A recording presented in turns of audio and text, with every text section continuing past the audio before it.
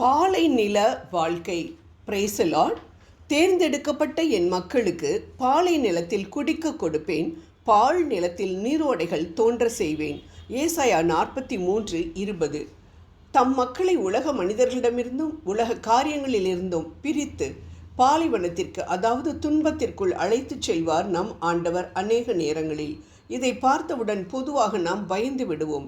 உறவுகளும் நம்ம விட்டு போயிட்டாங்க, வளமான வாழ்வும் இல்லை, மாறாக துன்பத்திற்குள், ஏமாற்றத்திற்குள், சுகவீனத்திற்குள் ஆண்டவர் அழைத்து வந்துவிட்டாரே என வருந்துவோம். இயேசுவின் வாழ்விலும் விண்ணக தந்தை இதைத்தான் செய்தார். அழகையினால் சோதிக்கப்படுவதற்கு ஆவியானவராலே பாலை நிலத்திற்கு அழைத்து செல்லப்பட்டார் என நாம் மத்தேயு 4:1 பார்க்கிறோம். நாம் நினைக்கலாம், நம்மை உலகத்திலிருந்து தான் பிரிச்சுட்டாரு, ஆனால் ஒரு சந்தோஷத்தையும் காண முடியாமல் எதிர்த்தவர்களின் கண்கள் காணும்படியாக ஒரு வளமையான வாழ்வை நமக்கு காண்பிக்காமல் ஏன் துன்பத்திற்குள் அழைத்து செல்கிறார் என. அன்பானவர்களை, பாலைவனம் என்பது துன்மார்க்கர்களுக்கு தான் ஒரு கொலைக்களம். ஆனால் ஆண்டவரால் தெரிந்து கொள்ளப்பட்ட உங்களுக்கும் எனக்கும் இது ஒரு உருவாக்கும் பயிற்சி பட்டறை. விவிலியத்தை புரட்டி பார்த்தோம் என்றால் வனாந்திரத்திற்கு போகாத பழைய ஏற்பாட்டு மனிதர்களே இல்லை என்று பார்க்கலாம். ஆம், பாலைவனம் என்பது மீட்கப்பட்டவர்களின் வாழ்க்கையில் ஆண்டவர் அனுமதித்த ஒரு பாதை. நமக்கு வரும் பிரச்சனைகளும் போராட்டங்களும் வியாதிகளும் நம்மை கொல்வதற்காக சாத்தான் கொண்டு வந்ததல்ல, மாறாக நம்மை உருவாக்க ஆண்டவர் வகுத்த பாதை அது. இஸ்ரவேலரை 40 வருடங்கள் பாலை நிலத்தில் சஞ்சரிக்க வைத்தார். இயேசு கிறிஸ்துவை 40 நாட்கள் பாலை நிலத்தில் நோன்பிருந்து ஜெபிக்க வைத்தார். ஏன்? முடிவில் பாலும் தேனும் ஓடும் கானான் நாட்டு தேசத்தை, சந்தோஷத்தை அவர்களுக்கு கொடுக்கத்தான். மற்றும் இயேசு அழகையை வென்று நமக்கு பாடம் கற்றுத்தரதான். ஆம் அன்பானவர்களே, மனிதர்கள் எல்லாம் நம்மை விட்டு விலகிச் சென்ற பாலைவன வாழ்க்கை வாழ்ந்து கொண்டிருக்கும் பொழுது, ஆண்டவரே, இந்த பவுலை எனக்கு நீர் கொடுத்திருக்கிறீரே என்று சொல்லி புனித பவுலை நாம் நினைத்து பார்ப்போம்.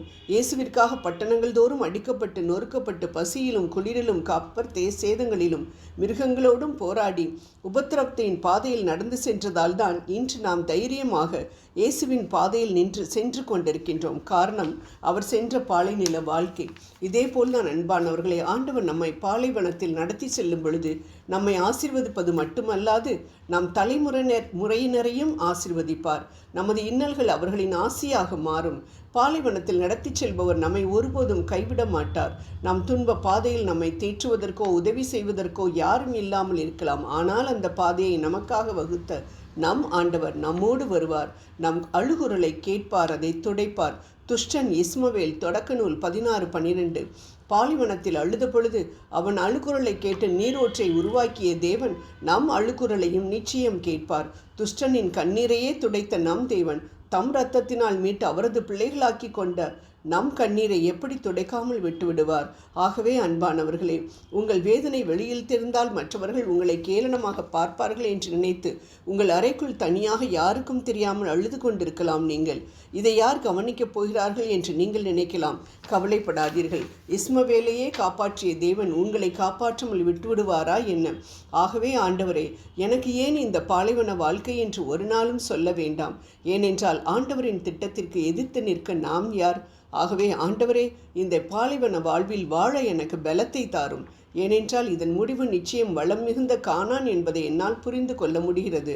ஆனால் அங்கு போகும் வரைக்கும் இதில் நடக்க தேவையான பலத்தை மட்டும் கொடும் என்று ஜெபிப்போம். ஆம், பாலைவனத்தில் தண்ணீர் வரும், மன்னா வரும், காடை வரும், மேக ஸ்தம்பமும் அக்கினி ஸ்தம்பமும் நம் கூடவே வரும். கண்மலையாம் கிறிஸ்துவும் நம்மோடு வருவார், நமக்கு முன்பாக செல்வார். யோசேப்பு சிறைச்சாலையில் இருந்த பொழுது ஆண்டவர் அவனோடு இருந்தார் என நாம் தொடக்க நூல் 39:21 பார்க்கின்றோம். அது மட்டுமல்ல, சிறைக்காவலன் கண்களில் யோசேப்புக்கு தயை கிடைக்க பண்ணினார் என்றும் பார்க்கிறோம். அப்படியென்றால் நம் பாலைவனத்தில் நாம் நடக்கும் பொழுது நம்மோடும் அவர் இருப்பார் தானே. ஆகவே ஜெபம் செய்வோம். பாலைவனத்தில் நீரூற்றுகளை தோண்ட செய்வேன் என்று சொன்ன எங்கள் அன்பு தெய்வமே, வறண்டு போன எங்கள் வாழ்வில் செழிப்பை கொண்டு வர ஒருவரால் மட்டும்தான் முடியும் என்ற நம்பிக்கையில் எங்களது துன்பங்களை உம்மிடம் சமர்ப்பிக்கின்றோம். அற்புதம் வேண்டி நிற்கின்றோம். ஆமேன்.